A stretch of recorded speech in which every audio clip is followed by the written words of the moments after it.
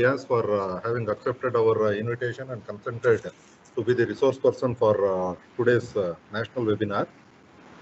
And I am very much thankful to our patrons for today's event. Late our Sri R.L. Jalappa sir, the founder president of our trust, Sri G.H. Nagaraja, the president of our trust and the present chancellor of our academy, Sri Rajendra Jay, our vice president of our trust, Sri Hanmant Raju sir, secretary of our trust, Dr. Pradeep Kumar ji, honorable vice chancellor of our academy, who is ever supportive, and with a positive note, he told that when we are doing this webinar, he told that yes, please go ahead. Dr. D. Velan Prasad sir, he is supportive for all the academic activities that are being done in our institution. Dr. P. N. Sriramulu, the principal of the medical school and dean, faculty of medicine, sir has given his inputs in the conduct of this program. Dr. Krishnappa J, who is a renowned pediatrician and the present medical superintendent, has supported in conducting the event. So myself, Dr. Shashidhar, I am the professor and head of the Department of Biochemistry with an additional responsibility of vice principal in our institution. I am very thankful to Dr. Prabhavati K, Harishar, Munilakshmi, Dr. Soumya, Dr. Sai Deepika for having supported in the conduct of this event. And when I requested Dr. Harish to find a renowned speaker with respect to the diabetes and its related complications, the very purpose of we thinking of conducting this event is that we have Center of Excellence, the Fluorosis Research and Referral Laboratory, which has been notified as a Center of Excellence by our academy. And we have done a lot of research with respect to the diabetes and its microvascular complications. And we have linked it to the fluoride. So, and as the fluoride has been documented to be having the skeletal related issues and dental related issues, we have correlated and documented the extras other than the skeletal tissues. So non-skeletal impact of fluorosis we have studied. Among the very non-communicable diseases that we have studied, diabetes is one of the things that we have studied, and the microvascular complication.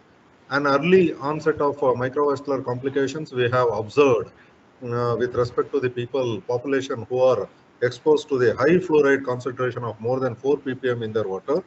And this has created interest in us to go ahead with the Fluorosis Research and Referral Lab.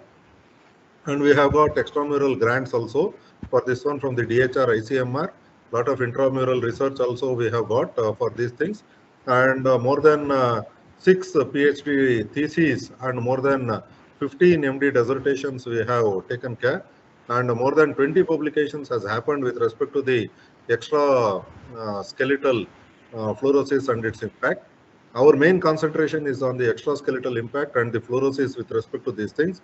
So the title, The Sweet Poison Giving the Antidote Early, is optimum for today's webinar and to have a linkage with the fluorosis and other things. And I request Dr. Akshay Louis Diaz with his expertise to support us and help us in future in the progress of research with respect to the fluorosis.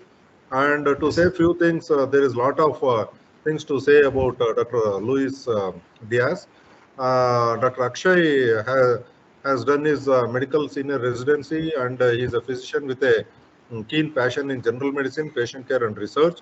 His CV speaks a lot about his achievements at this young age, and his expertise in the management of non-communicable diseases, particularly the diabetes itself speaks volumes about his contribution towards the patient care and research as well as the community concern. Sir has done both undergraduation, MBBS and post-graduation, MD General Medicine from Father Muller Medical College, and he has done professional training in basic course in biomedical research, biostatistics and research methodology, basic life support and advanced cardiac life support by American Heart Association in July 2019 and October 2019. And he has taken research under the role of corona score in predicting venous thromboembolism in ambulatory cancer patients. which is a ICMR STS grant for the project. Usefulness of various peripheral blood leukocyte count ratios in malaria evaluation for the year 2015.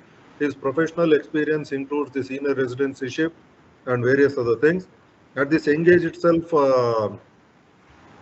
Dr. Akshay Louis Diaz has attended and presented in more than 6 conferences and the courses he has attended. And to his credit, he has more than 9 publications in Scopus, PubMed, and Web of Science index journals with a good impact factor. And he has got more than 5 awards with respect to the for his accomplishments. And he is a fitness freak, a sports person, and a basketball player. He loves traveling and playing the piano.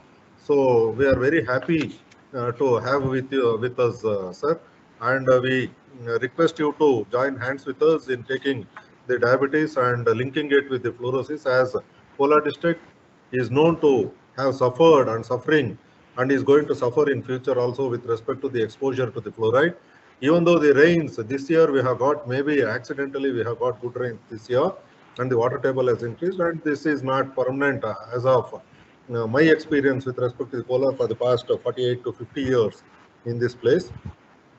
I request you, sir, to please join hands with us once again. Yes. And welcome all the participants for today's webinar.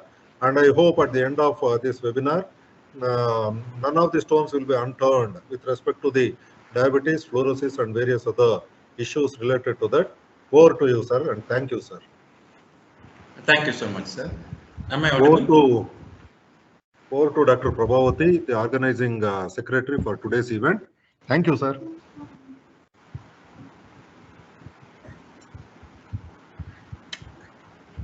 Thank you, sir. Now I request Dr. Akshay Louis Diaz, sir, to deliver the talk on sweet poison, giving the antidote early. Over to you, sir. Thank you, madam. Am I audible? Yes, sir.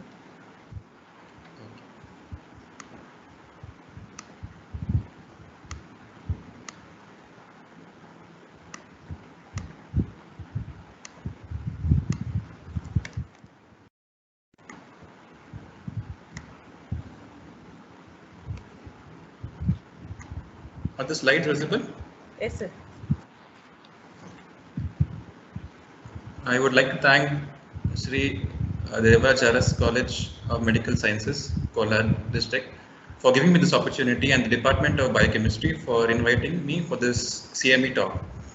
I would like to thank Dr. Shashidhar, the Professor and HOD and Vice President of Sri Devaraj Medical College, Department of Biochemistry, and all the conveners and the organizing secretary and the committee members of this CME.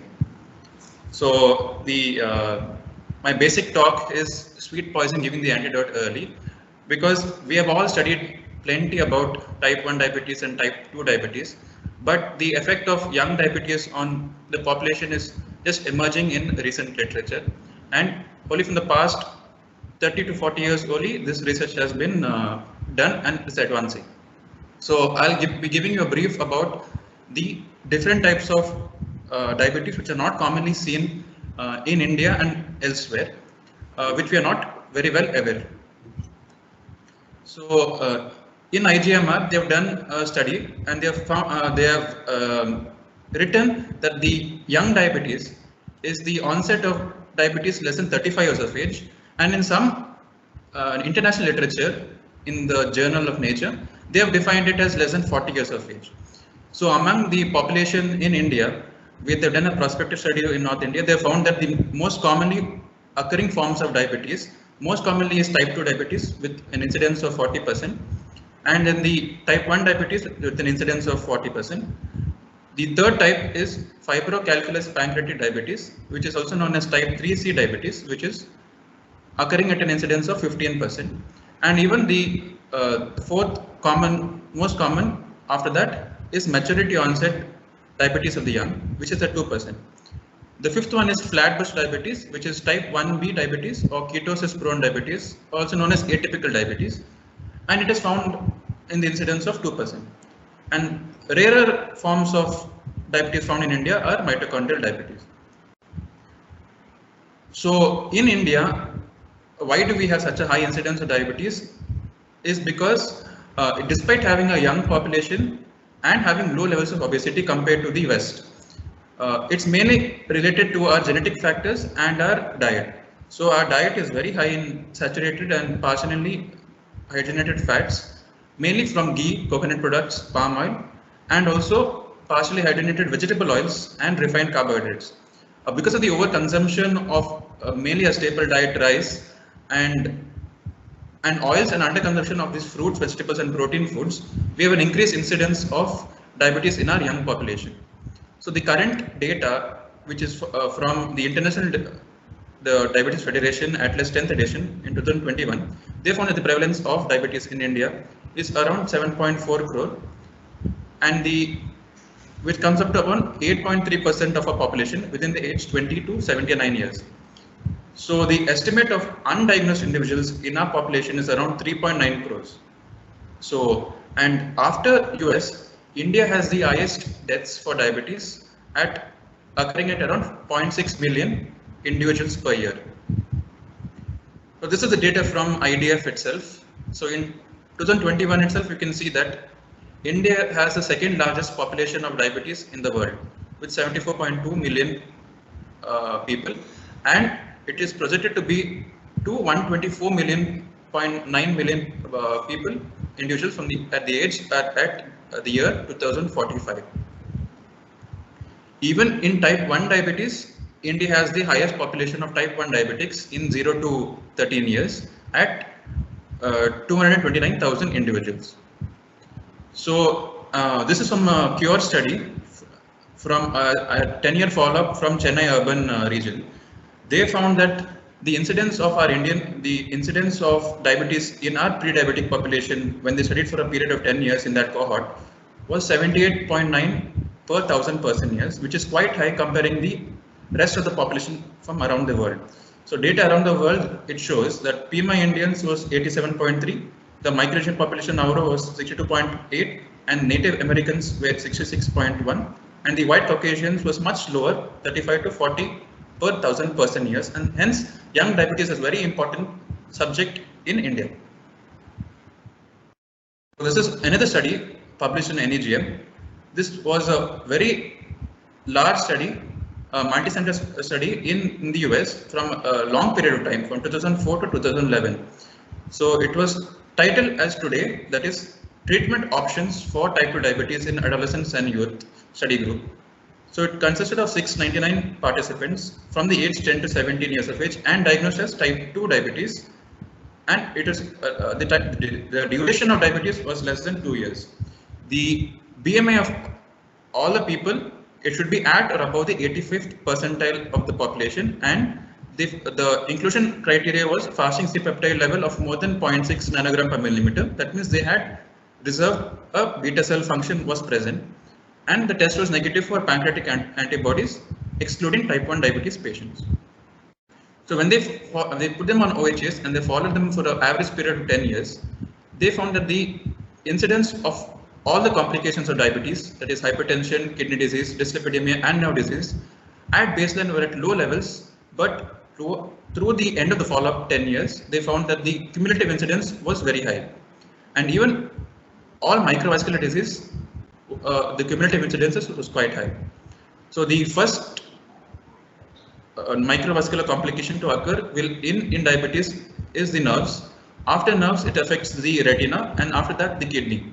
So in this study, they found that in this young population itself, a large number of population were already having a microvascular complication at such a young age. And even the time to onset of this microvascular complications was quite small. In the span of 10 years, they developed all these complications beginning at a small period of 3 years. So this population was mainly in the Spanish population and the black population in US, and was in the poorer communities with a high BMI and a poor glycemic control. They found that the FDA approved drugs for young type 2 diabetes in young are insulin and metformin. In the study, they gave only OHS and metformin and rosiglitazone. So with these medication OHS itself, they found that they had a poor glycemic control. So the other types of diabetes which are not usually looked into or studied are these. So tropical calcific pancreatitis, mainly in the tropical regions, occurs because of pancreatic interductal calcifications, mainly because of the exact cause is unknown, but is postulated to be due to malnutrition, micronutrient deficiencies, and mainly cassava intake in our population. Because of this, there is progressive and irreversible destruction of pancreatic parenchyma. Initially, they have a very good response to oral diabetic medication because of a reserved beta cell function, but in the long run, they require insulin progressively. And there is a very high risk of carcinoma of the pancreas in the long run in these populations. The another type of diabetes, which is quite coming up in recent time, is maturity onset diabetes of the young, and the incidence is increasing because we are doing genetic analysis for many patients. In MODY, there's a strong family history, and the gene analysis, it has 14 specific genes related to MODY, which I'll come into more detail about these two types of diabetes later. I'm just giving a brief introduction to these two topics. One more commonly occurring diabetes is called flatbush diabetes. It is between type 1 and type 2. These patients present with severe hyperglycemia with ketosis, and they have one or more features of insulin resistance. Initially, they require large amounts of insulin to break the glucotoxicity, and they respond very poorly to OHS. And they present like type 1 diabetes. But in the long run, after the acute setting and the ketosis has been resolved, they respond to OHS like type 2 diabetes. So they are called type 1.5 diabetes because they behave both as type 1 and type 2 diabetes. And they're known as flatbush. This name flatbush diabetes came because it was first incidentally detected in the Brooklyn, one of the suburbs in Brooklyn, New York. So the classification of diabetes is these. So type 1A diabetes occurs because of destruction of the pancreatic beta cells due to autoimmune etiology. It occurs in 3 phases: stage 1, stage 2, stage 3, and it occurs gradually due to destruction of the pancreatic beta cells. In these type of diabetic, the commonly occurring antibodies are these: GAD65, I82, and ZNT8. So these are commonly occurring antibodies which are found in these diabetics. And type 1B diabetes, there is no evidence of autoimmunity. That is, these autoimmune antibodies are not found in these people, and hence it is known as idiopathic. The cause is unknown, but they have a strong hereditary component, and they have complete insulin deficiency requiring insulin supplementation. So the most commonly occurring insulin antibody in the most commonly occurring antibody in type 1 diabetics is this anti-GAD65. Not only is it found in non-communicable diseases like diabetes, autoimmune thyroiditis, and Addison's disease. Also, it is found in cerebral diseases like stiff person syndrome, cerebral ataxia, epilepsy, and limbic encephalitis. So there is a gross autoimmune association with type 1 diabetes. One more emerging kind of diabetes is LADA, that is latent autoimmune diabetes in adults. So the WHO defines it as slowly evolving immune-mediated diabetes. It's a part of the hybrid forms of diabetes. So in these population, the GAD65 antibodies are positive, that is insulin antibody, autoantibodies, and it occurs in an older age of onset, most commonly after the age of 20 to 25. Most of these people do not require insulin at diagnosis, and they are dependent later. As the beta cell function decreases, they are dependent on insulin later. So it's an intermediate form of diabetes between type 1 diabetes and type 2 diabetes, characterized by a specific autoantibody like GAD65. And since GAD65 is expensive in our population, we only select a few young individuals to get this test done. It almost costs around 8,000 rupees in private labs. So it's an intermediate type of diabetes. There are slower beta cell loss than type 1 diabetes, but also they have the metabolic features and insulin resistance of type 2 diabetes. And if in this population, one thing important is if we give sulfonylureas, which is a commonly used OHA, it induces a more rapid progression and towards beta cell failure, and it causes beta cell destruction. Insulin initiation in LADA is beneficial because it preserves the beta cell function. And even one more type of oral hypoglycemic agent or subcutaneous agent is incretins, like DPP-4 inhibitors or the GLP-1 analogs. So insulin is the best type of treatment for LADA. It has proven safety and efficacy, and it shows suppression of autoimmunity. The other types of OHAs are not recommended in this kind of population. The definition of LADA is the age of onset. This is most of the population we see is from 20 to 30, but the criteria which the Immunology of Diabetes Society gives is the age of onset of more than 30, the presence of any islet antibody, autoantibody like GAD65, ZNT8, or the IA2. The absence of insulin requirement for at least 6 months after diagnosis is also a diagnostic criteria. So when do we measure autoantibodies in any kind of population? If they're thin patients not having any metabolic syndrome, BMI of less than 25 kg per meter square, with poor response to initial therapy with sulfonylureas or metformin, any personal or family history of any autoimmune disease, young adults with diabetes. So these antibodies should not be sent for if the patient has received insulin therapy for more than 2 weeks, because the insulin autoantibodies are produced after that. So in the one more important classification which we all know is type 2 diabetes, and in this hyperglycemia with varying degrees of insulin resistance, there is chronic inflammation occurring in the body, there is insulin resistance, hyperinsulinemia, and also glucotoxicity. Hyperglycemia begets hyperglycemia, and because of the increased amount of glucose in the body, there is increased amount of free radical formation, more amount of reactive oxygen species, which causes the pancreatic cells to decrease the synthesis of insulin. It also decreases the activity of glucokinase, which is a glucose sensor in the pancreas, and hence there is uncontrolled hyperglycemia, and glucagon is the glucagon enzyme, glucagon hormone is constantly secreted. That causes glucotoxicity in this kind of condition. So the less commonly known variety of diabetes is ketosis prone diabetes, that is type 1.5, which has features of both types of type 1 and type 2 diabetes. As I already mentioned, it's also known as by different names like flatbush diabetes, atypical diabetes, and ketosis prone diabetes. There are no islet cell antibodies found in this kind of diabetes. They return their beta cell function for long periods of time and do not need insulin for long therapy and can be managed with OHAs. They are known as ketosis prone diabetes because they present with diabetic ketoacidosis at the initial event itself, and later after giving initial therapy with insulin, after a few weeks they respond very well to OHAs and do not require insulin at all. And hence it is necessary to type the correct phenotype of diabetes, because we can avoid giving chronic insulin therapy for patients with which can be treated with OHAs. So another classification of diabetes is monogenic diabetes, and one type of monogenic diabetes, that is single gene mutation, is a maturity onset diabetes of the young.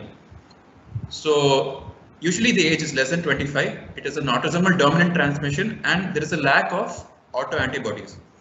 So it was studied that when they initially found that the people did not behave like type 1 diabetes or type 2 diabetes. They had some features of both, as well as they had preserved beta cell function as evidenced by the C-peptide levels which were present in these people. And hence it's an atypical form of diabetes from which they studied from a long period of time.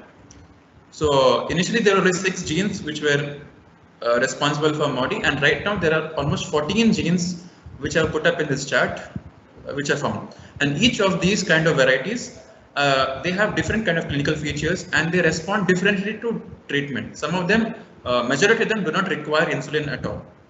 So the first 3 varieties on the chart, that is HNF4 alpha, GCK and HNF1 alpha, they constitute more than 95% of all maturity onset of diabetes in the young. And they have specific mechanisms of which gene mutations which are present in each of them. So subtype 1 to 3, they account for majority of the cases. Most of the time misdiagnosed as type 1 diabetes or type 2 diabetes. They occur frequently less than 30 years of age, very strong family history, and they have preserved beta cell function from lasting for more than 3 to 5 years. So they cannot be as type 1 diabetes because they have preserved beta cell function and they have detectable C-peptide levels which are found. That means they have endogenous insulin secretion. And MODY type 1, type 3, they have progressive hyperglycemia and frequently occurring vascular complications which are similar to other diabetes population. The mainstay of treatment for this population is a low carbohydrate diet, and they respond very well to sulfonylureas. MODY type 2 has only mild stable fasting hyperglycemia, very low risk of diabetes complications. It requires treatment only when the woman gets pregnant and they require insulin therapy to prevent macrosomia in the baby. So monogenic diabetes, there are 14 different kinds of it, but the type 1, 2 and 3 are the most commonly occurring. HNF4 alpha, hepatocyte nuclear factor 4 alpha is type 1. They have a reduced insulin secretory response to glucose and they have very less risk of this type is optimal treatment is by sulfonylureas. Type 2 is glucokinase genetic defect and it is mainly treated with diet. Type 3 is treated with sulfonylureas. The other forms of MODY are less frequently occur less than 1% of the times. So majority of the MODY, if you see, they have some amount of neonatal diabetes can be present, exocrine dysfunction can be present, neonatal diabetes, and sometimes they can have even pancreatic and renal abnormalities, genitourinary urinary tract abnormalities. So once you find the correct type, which type of MODY is present in the patient, we can detect what kind of complications they are more prone to, what kind of treatment is most apt for them, and what kind of other abnormality, congenital abnormality can be found in them. So when do we check for these monogenic genes in maturity onset diabetes of the young? Because it's important to differentiate as the optimal treatment and the risk factors and the complications differ in each type of monogenic diabetes. So who should we test and screen for this kind of diabetes? Mainly people who are less than 25 years of age, no autoantibodies, and there should be more than 3 generations of family history, that is multi-generational history of diabetes. And they should have a very high probability of MODY, that is more than 25%, which is done by a risk calculator. So this is a risk calculator which takes into account the age of diagnosis, the sex of the patient, if the patient is treated with insulin or OHs, the time to insulin treatment, if it's more than 6 months, within 6 months, the BM of the patient, the HbA1c values, the current age, if any parents are affected with diabetes, the ethnicity of the patient, and any concurrent congenital abnormality like renal cyst, deafness, partial lipodystrophy, severe insulin resistance in absence of obesity, and severe obesity with other syndromic features. And this calculator will give a value. So when there is a high risk probability of MODY, that is when we should screen for these monogenic genes. So they have a preserved fasting C-peptide of more than 0.6 nanogram per ml with a glucose of more than 72 milligram per deciliter, 3 to 5 years after presentation. That means that they have preserved beta cell function for a long time, as well as there is endogenous insulin secretion which can occur. And this should be done only when the glucose level gets more than 72, because once glucose reaches 70 milligram per deciliter, that is when the pancreas starts secreting insulin, and we can detect C-peptide as a residue of the insulin being broken down from the pre-pro insulin to pro-insulin 2, and when the 2 chains get cleaved, the A chain and the B chain get cleaved and form insulin and C-peptide as a residue. So the main differences between MODY and the other types of diabetes is that the age factor is quite typical, that it is less than 20, they get detected at 25. They have very subclinical symptoms at onset. They are frequently normal to and less frequently overweight. No antibody presence in them. The C-peptide level is normal. There is a strong family history of diabetes. The autoimmune pathology is less, and the progression to insulin is quite low. What are the other kinds of monogenic diabetes which are present. There are other beta cell genes which can cause this kind of diabetes. Any genetic defects in insulin action, any genetic defects in mitochondrial DNA, Wolfram syndrome, which is diabetes insipidus, diabetes mellitus, optic atrophy, and deafness. So, and one more kind of diabetes is fulminant diabetes, which is found mainly when there is a severe viral infection. These kind of patients will not have any kind of diabetes prior to detection. They present with increased sugars of more than 288 with ketosis, and they have a HbA1c level of less than 8.5. That means they had no evidence of diabetes prior to this, and they have come with fulminant ketosis at presentation. So another form of diabetes is the disease of exocrine pancreas, which is also known as type 3C. So in this kind of diabetes, frequently occurring conditions are congenitally cystic fibrosis, hemochromatosis, and as I already mentioned, fibrocalculous pancreatic disease, which is commonly found in our Indian population. Genetically linked disorders, patients post-pancreatectomy because there are no beta cells. When there is pancreatic cancer which infiltrates into the pancreas, this is when we see exocrine pancreas diabetes, and also in chronic pancreatitis, but chronic pancreatitis is not usually seen in the young population. And even in acute pancreatitis, there is transient hyperglycemia which is present. So how do we diagnose type 3C diabetes? It is presence of exocrine pancreatic insufficiency. It is because of direct function tests or because of fecal elastase monitoring. If there is pathological pancreatic imaging by endoscopic ultrasound, MRI or a CT, and the absence of autoimmune antibodies. The minor criteria which can support the diagnosis is impaired beta cell function as by C-peptide glucose ratio, no excessive insulin resistance which is measured by HOMA-IR, and impaired incretin, that is GIP, or pancreatic polypeptide secretion, and low levels of lipid soluble vitamins because of vitamin deficiency which occurs in pancreatic forms of diabetes. It occurs frequently in patients with known history of pancreatitis. They have abdominal pain, steatorrhea or maldigestion with multiple nutritional deficiencies as mentioned before. They have glucose intolerance, and in these kind of diabetes there is brittle diabetes, that is there is marked glycemic, the sugars vary by a lot. There is suddenly very high values and there is sudden low values, frequent hypoglycemia. This occurs because there is normal beta cell functioning in some parts of the pancreas, but the counter-regulatory glucagon secretion from the alpha cells is not there, is deficient because of the destruction, and hence there is no protection from hypoglycemia. Hence they have very low values and very high values. Some beta cell function is usually maintained, so they have less chances of developing diabetic ketoacidosis.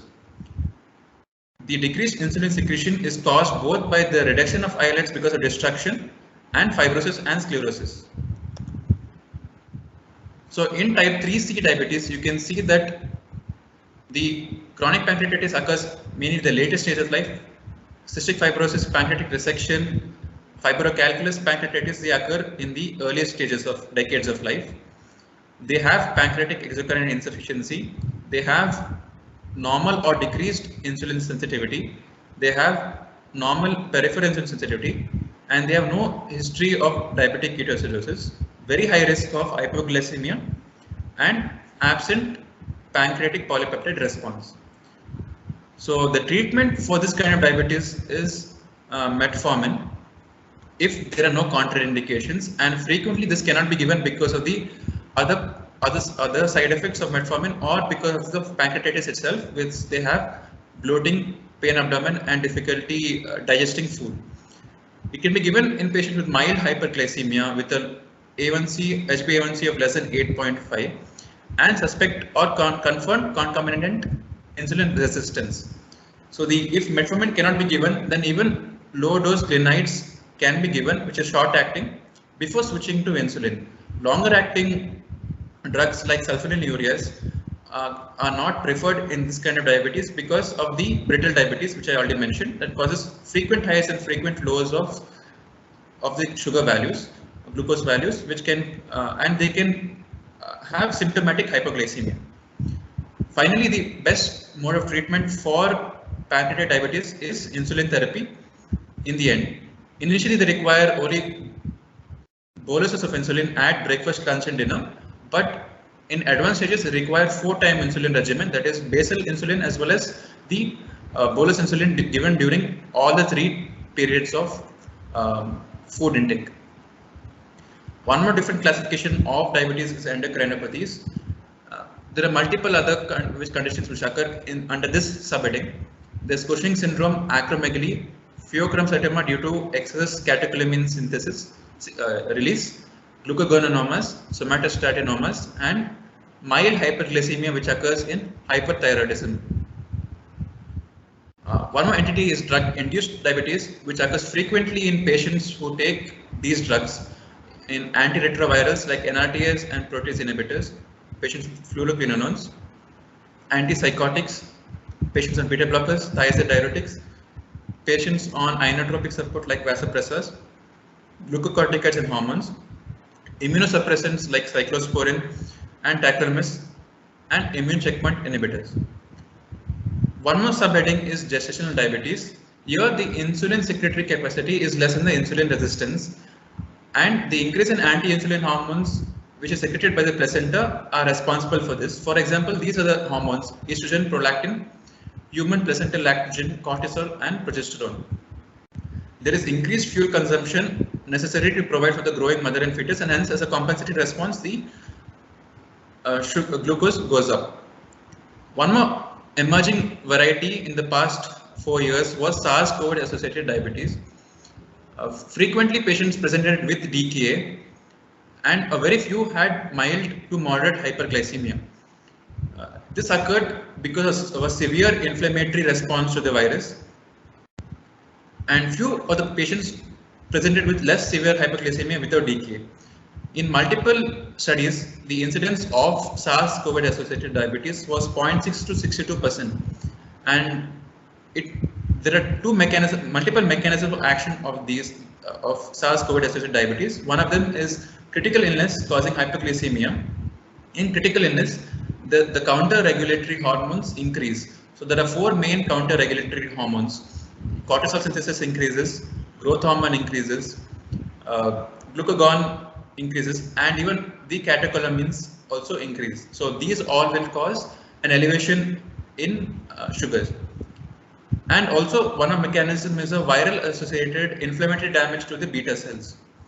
In this form of diabetes, the hypoglycemia was found to persist for a long amount of time, for more than 3 years after recovery from the initial infection from COVID. So the mechanism of this is also because of the increased inflammatory response like IL-6 and reactive oxygen species, which causes insulin resistance and hyperglycemia. Another mode of action by which people develop hyperglycemia is because the virus attached itself to ACE inhibitor, the ACE receptors in the lung, and there is a implication of the ACE enzyme in COVID. So there are 2 kind of receptors found. One is in the lung, one is in the pancreas. So the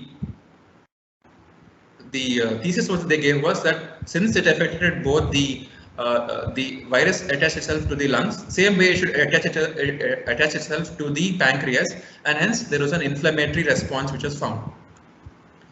So the diagnosis of diabetes is mainly by this ADA criteria, that is random plasma blood sugar of more than 200 milligram per deciliter in the presence of classical symptoms of hypoglycemia. The classical symptoms of hypoglycemia, which is polyuria, polydipsia, and weight loss. The plasma glucose level of more than 126 milligram per deciliter after a 8-hour fast. The plasma glucose of more than 200 milligram per deciliter 2 hours after a 75-gram oral glucose tolerance test, or an HbA1c level of more than 6.5%. The criteria for pre-diabetes is different and is an HbA1c of 5.7 to 6.4% and or a fasting plasma glucose of 100 to 125 milligram per deciliter, or a plasma glucose of 140 to 199 milligram per deciliter 2 hours after a oral glucose tolerance test of 75 gram of glucose. So apart from this, HbA1c is a common idea in is a common diagnostic test in diabetes, and is usually used to diagnose diabetes as well as monitor diabetes. Optimum treatment of diabetes occurs when the A1C is less than 7%, and treatment is usually initiated when the HbA1c crosses 7.5%. So there are few caveats when we deal with HbA1c, because sometimes we can get discordant values. So there are few times where we'll get that the sugars are controlled, but we get a very high HbA1c. Sometimes sugars are uncontrolled, but you get a very low HbA1c. So as we know, HbA1c it reflects the previous 3 months of the glycemic control, and is dependent on the hemoglobin in the RBCs. So if the RBC lifespan is longer in cases of folate or vitamin B12 deficiency, then the HbA1c will be falsely elevated.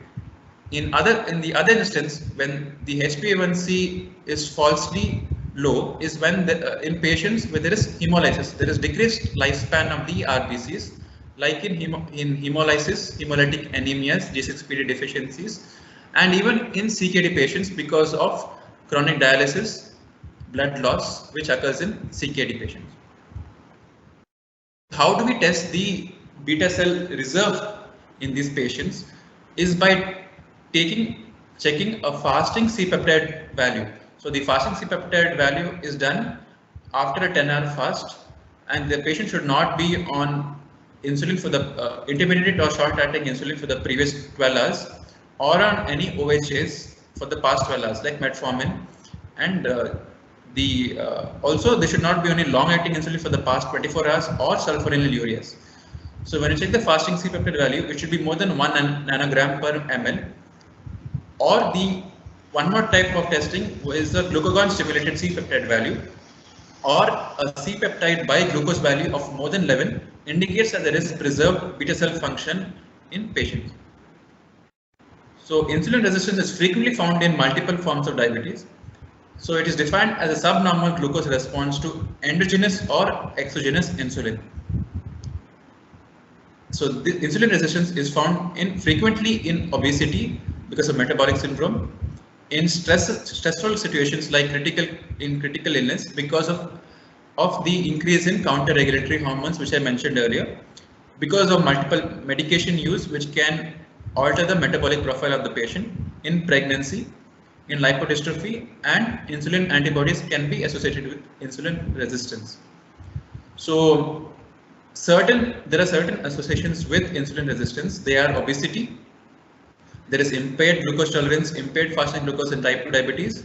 There is increased insulin requirements in type 1 diabetes, increased incidence of coronary artery disease. Metabolic syndrome is present. Patients with polycystic ovary disease also have insulin resistance. Increased association with non-alcoholic fatty liver disease, and certain obesity-related malignancies like endometrial carcinomas. So what do we see in these patients is that they have central abdominal obesity, they have lipoatrophy, they have hyperglycemia, metabolic syndrome as evidenced by an increased waist circumference of more than 90 in males and 80 in females in our Indian ethnicity, decreased HDL levels of less than 40 in males, less than 50 in females, increased triglycerides of more than 150, a blood pressure of more than 130 by 85 millimeters of mercury is what is diagnosed with 3 or more of the criteria is metabolic syndrome. Also, acanthosis nigricans, which can be present, is an indication of insulin resistance. Also, in PCOS, in association with insulin resistance, patients in the female population can have hyperandrogenism. So, how do we diagnose insulin resistance? Is by a few tests. So, the test of metabolic syndrome, triglycerides, HDL, fasting insulin can be done. Also, hyperglycemia, dyslipidemia, which is found in these patients, increased abdominal obesity, and hypertension are found in patients with insulin resistance. So in research purposes, there is a technique which is known as euglycemic clamp technique, which is used for a diagnosis of insulin resistance. That is, a patient will be connected to a constant insulin infusion at a constant rate, and the plasma glucose levels are checked every 5 to 10 minutes by an analyzer, and a constant infusion of dextrose is given to maintain the glucose at a set rate, at a normal level. So it's known as euglycemic clamp technique. So as the time progresses, the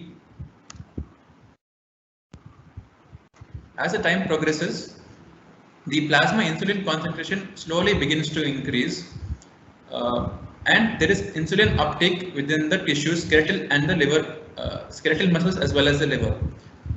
So if there is increased insulin which is required to cause the glucose disposal into the skeletal muscles, that is when there is more amount of insulin resistance. As evidenced by this curve, there is more amount of insulin is required to dispose of lower amount of glucose compared to the normal value. One more method of checking for insulin resistance, which is more commonly used, is the HOMAIR, which is homeostatic model of assessment of insulin resistance. This is not validated for clinical use, but is used mainly in research purpose as well as just for finding out if the patient has insulin resistance. So it is calculated by fasting insulin value into the fasting glucose value by 405. So in multiple studies, the cutoff was found to be 2 in a majority of the population. So if the HOMAIR value comes to more than 2, that is when there is evidence of insulin resistance in these patients, which is much easier to do by calculating the fasting insulin and by analyzing the fasting insulin and the fasting glucose compared to the euglycemic clamp technique. So among all these forms of insulin, the emphasis of a healthy lifestyle and diet cannot be put more forward. So they should people with this kind of diabetes should have balanced meals with adequate protein, fat, carbohydrates, and plenty of fiber in their diets. Since our Indian diet consists majority of carbohydrate, we need to reduce the amount of carbohydrate and limit the amount of sugar intake. The use of home cooked meals rather than outside food, rather than processed or commercially available foods is recommended. Portion control and serving size should be regularly limited, and the recommendations of physical activity of brisk to moderate to brisk exercise of more than 30 minutes per day should be commonly implemented in all these patients. So summarizing that, the diabetes is not only type 1 and type 2. There are multiple other phenotypes to diabetes, which are given you a brief overlook into. And the same kind of treatment should not be generalized and blanketed to all kinds of patients. With diagnosing the specific phenotypes of diabetes, we can give the appropriate treatment and the appropriate lifestyle measures for those patients. So thank you for having me, and thank you for your patient listening.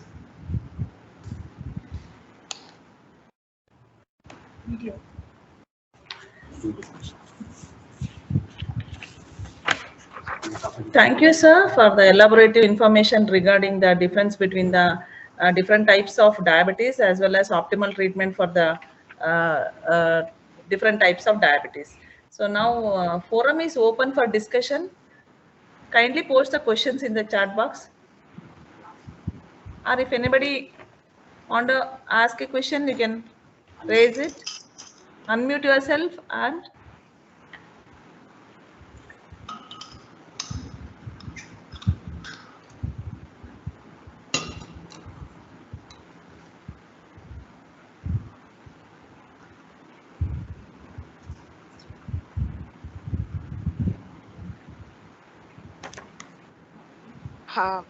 I had a question, sir. This is Dr. Shubai.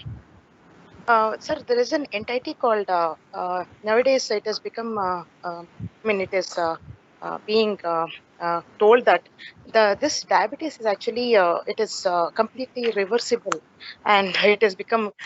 What is your opinion on that? So, Reversible diabetes, is it really true, or is it just a theoretical concept? okay, madam, thank you for the question. So you basically want to know if diabetes can be reversible or not. So in type 1 diabetics, it is not reversible. That is a known fact because of the autoimmunity, and since there is constant beta cell dysfunction and destruction, so type 1 diabetes cannot be reversed. In case of people like, as I mentioned, the maturity onset diabetes of the young, in ketosis prone diabetes and type 2 diabetes, there is beta cell dysfunction, there is beta cell decrease is there. As long as there is a preserved beta cell function, insulin will continue to be secreted. And the second important pathophysiology of diabetes is insulin resistance. So because of insulin resistance, there is metabolic syndrome, there is obesity, and because of this, there is the sugar always keeps on going higher and higher.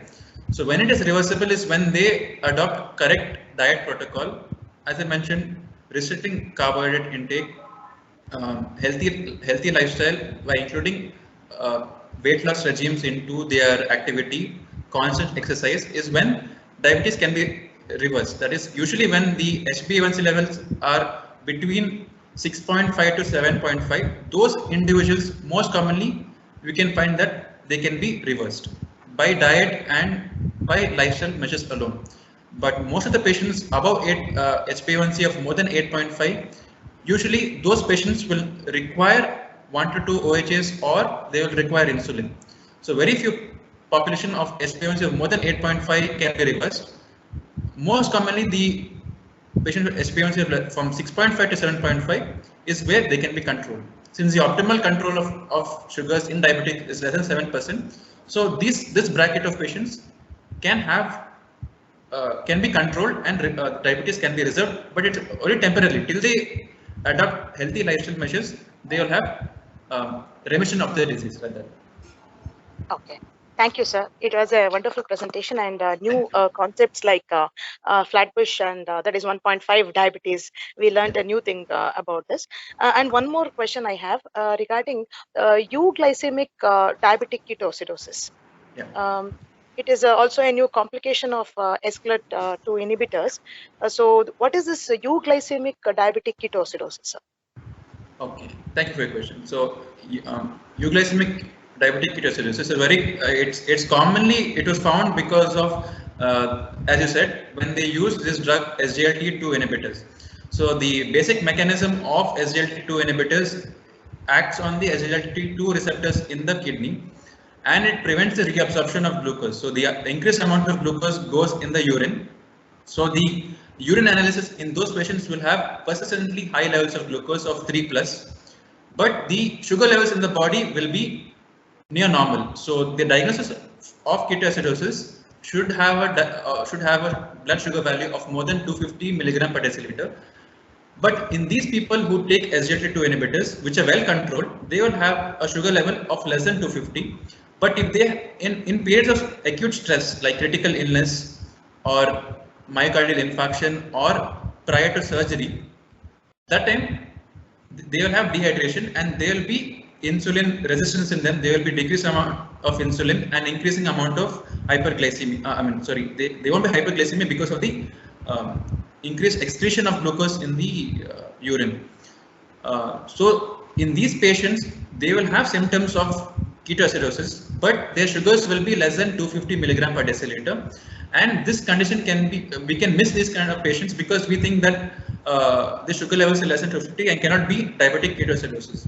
So should be careful that patients on SGLT2 inhibitors to monitor their ketone levels, especially beta hydroxybutyrate levels, to see that they do not develop this entity called as euglycemic ketoacidosis. So usually prior to surgeries, 3 days prior to any surgery, this drug is withheld so that there's an adequate washout period for this drug, and we will not miss this entity of diabetic ketoacidosis post surgery. Thank you, sir. Thank you very much for it was an excellent presentation and very informative. Thank you very much. Thank you. Any more questions?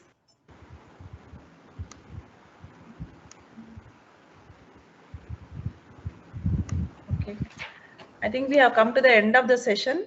Good afternoon, one and all. I, Dr. Prabhavati K, Organizing Secretary, take this opportunity to propose vote of thanks on behalf of Department of Biochemistry of Sri Devaraj Medical College.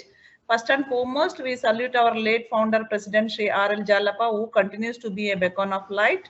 We would like to thank our patrons of Sri Devaraj Education Trust, respected President and Honorable Chancellor, Sri G.H. Nagaraja, respected Vice President Sri Rajendra J, respected Secretary Sri Hanumantaraju KG, Honorable Vice Chancellor Dr. Pradeep Kumar Ji, respected Registrar Dr. D.V.L.N. Prasad, Dean Faculty of Medicine and our beloved Principal Dr. P.N. Sriramulu Sir, respected Medical Superintendent Dr. Krishnappa J, and Deputy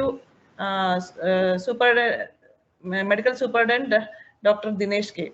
I thank Dr. Shashidhar K.N., Vice Principal and Professor and HOD, Department of Biochemistry, Sri Devaraj Medical College, for his continuous support and encouragement. I also extend my thanks to the other officers of the Academy, and I thank distinguished luminary Dr. Akshay Louis Dayas, physician, Father Muller Medical College Hospital, Mangalore, for accepting our invitation as speaker and delivering an insightful presentation. Thank you, sir.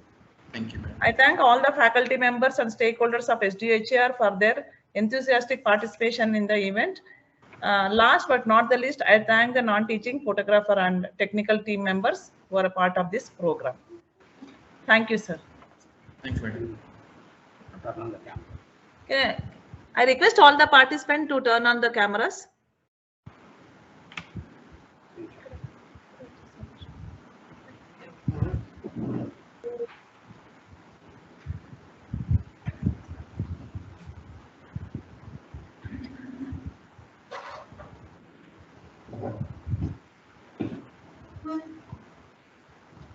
Akshay sir, please stop the sharing, sir, so that we will get the screenshot of all the participants. Yes, sir. Yes.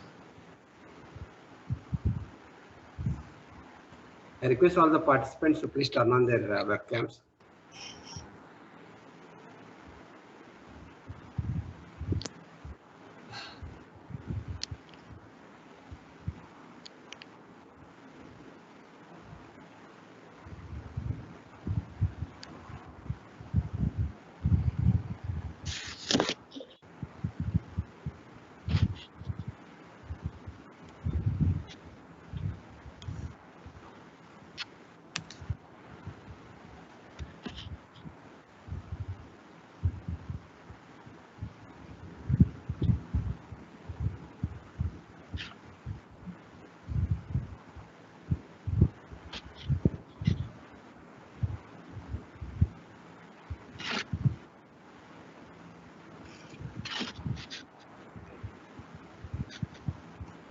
Okay, thank you, one and all. And I also would like to thank our students who had joined in. Thank you. Thank you. Thank you, sir. Now I call the meeting as closed, and we'll be closing the session. Thank you. And thank you, Akshay. Thank you. Thank you, sir. Thank you, sir. Thank you, sir. Thank you. End the meeting. We'll end the meeting for everyone else. Harish, end it. Now.